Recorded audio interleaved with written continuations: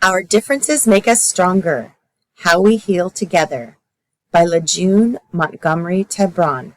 Illustrated by Tamika Grooms.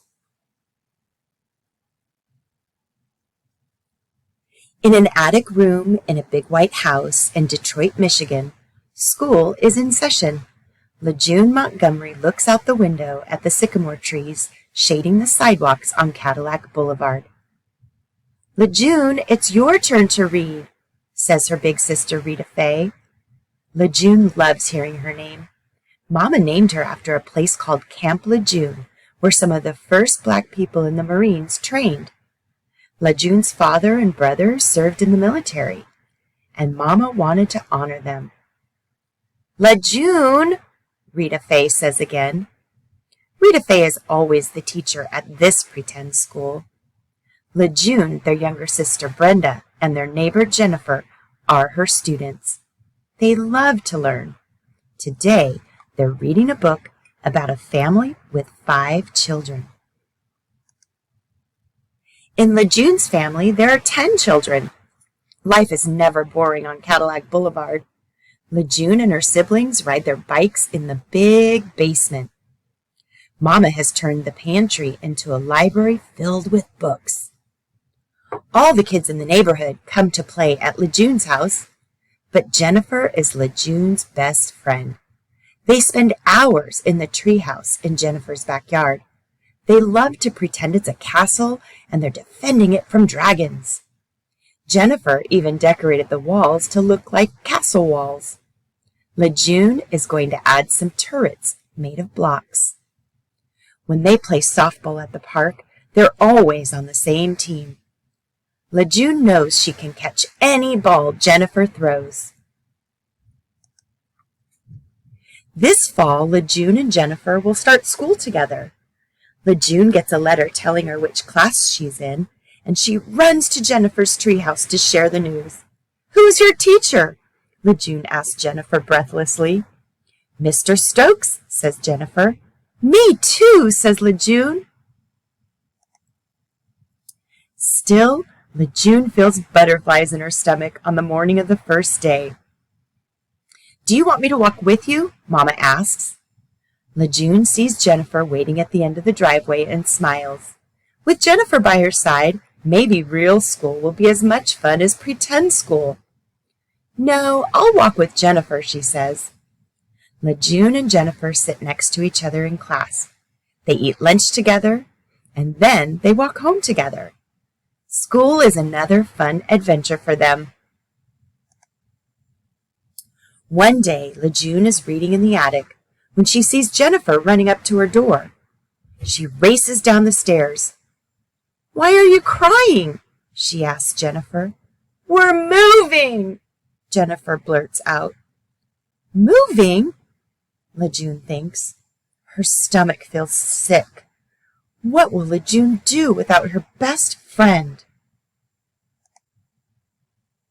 "I'm going to miss you so much," LeJeune says on the day Jennifer leaves.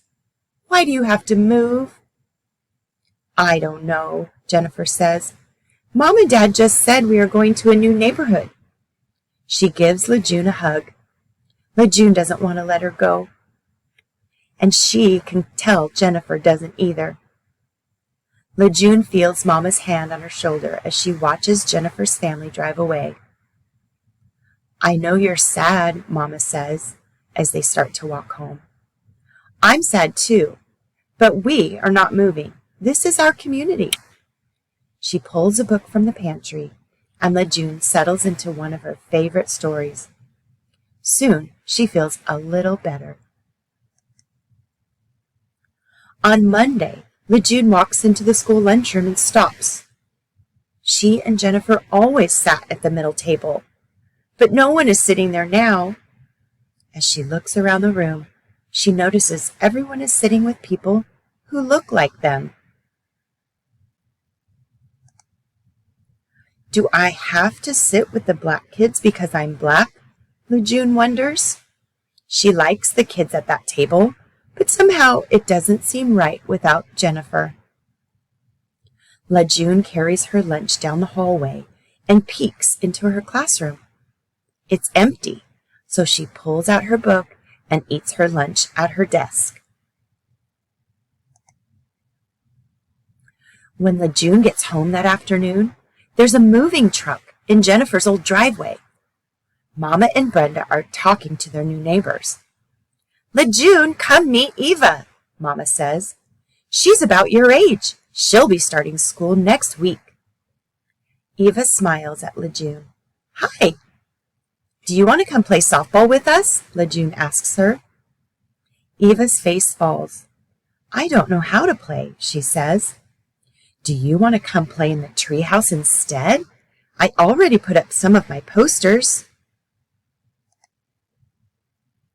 Lejeune climbs into the treehouse. It doesn't look like the castle anymore. There are paper stars and posters of planets everywhere. "I'm saving up for a telescope," says Eva. "We were going to put turrets up," mumbles Lejeune. "What? I didn't hear you," Eva says. I have to help Mama with dinner," Lejeune says. "I should get going." At school the next day, Lejeune eats her lunch alone in the classroom again, and again the next day. On the day after that, Mr. Stokes comes into the room right as Lejeune is taking a bite of her sandwich. "Lejeune!" Mr. Stokes exclaims. "What are you doing eating in here?" "I don't know where to sit in the lunchroom," Lejeune says. "I used to sit with Jennifer. Everyone else is sitting in groups." "What kind of groups?" asks Mr. Stokes. "It seems like people are only sitting with people who look like them," says Lejeune. "It's great to spend time with people who are like us," says Mr. Stokes. "That kind of community can make us feel good about ourselves. But it can be good to spend time with people who aren't like us, too. I'm going to think about how to switch things up tomorrow." Lejeune nods. Mr. Stokes knows what I mean, she thinks.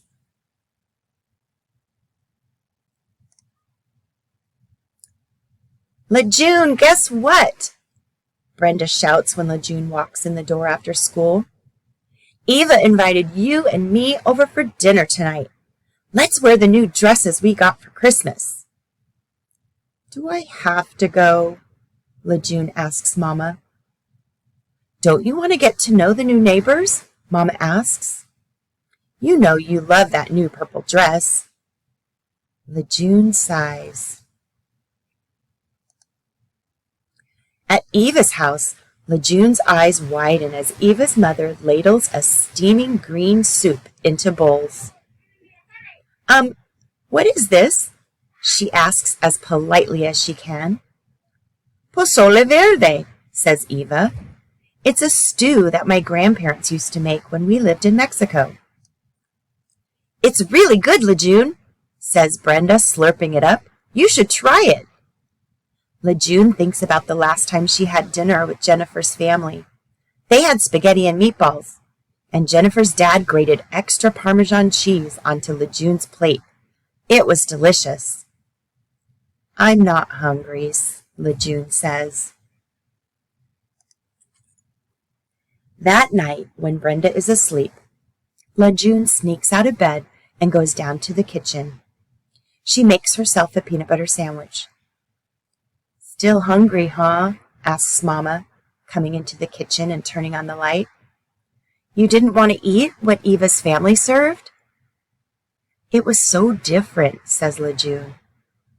"It can be scary to try new things," Mama agrees, "but something different can also be something good."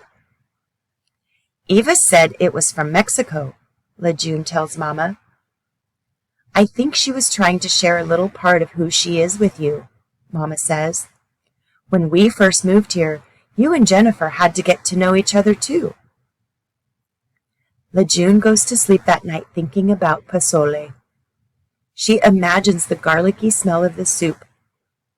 She remembers that garlic was an important ingredient in Jennifer's dad's spaghetti sauce too. The next day at school, Lejeune gets more and more nervous as it gets closer to lunchtime. Mr. Stokes walks the class to the lunchroom. I notice that you all like to sit with the other students who look like you, he says. And it is important to have that kind of community. But we're going to do something a little different today. He smiles at Lejeune as he arranges the students at the tables. Now everyone is sitting with kids they usually don't sit with. New groups, thinks Lejeune.